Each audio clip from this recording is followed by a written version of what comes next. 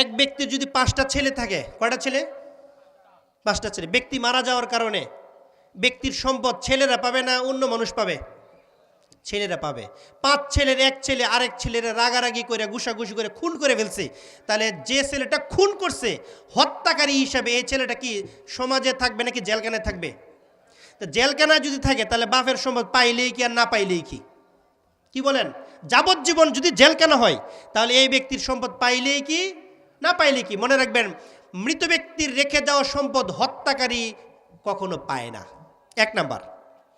মৃত ব্যক্তির এই 5 ছেলের এক ছেলে হত্যাকারী, একটা মেরে ফেলছে, একটা হত্যাকারী, একটা জেলে। এখন আরেক ছেলে কি করছে? ধর্ম ত্যাগ করছে। বাবা যে ধর্মের অনুসারী ছিল এই ধর্ম সে গ্রহণ না করে ধর্ম ত্যাগ করছে।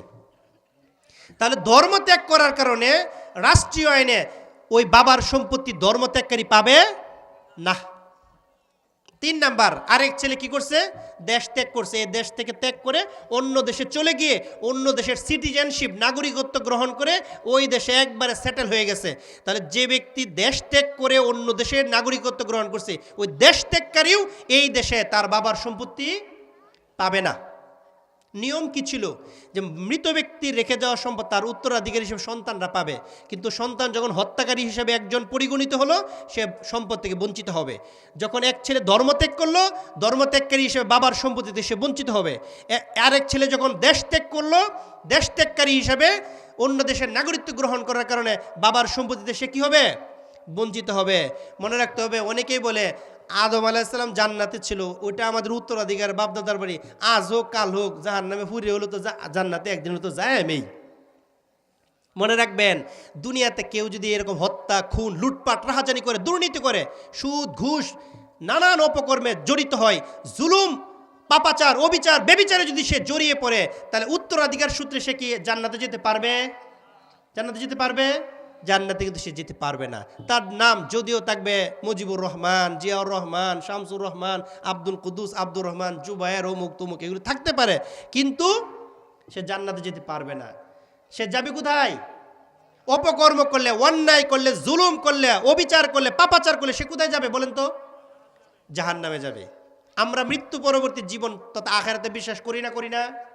সেই আখিরাতে, আদালতে আখিরাতে فمن يعمل مثقال ذرة خيرا يره ومن يعمل مثقال ذرة شرا يره।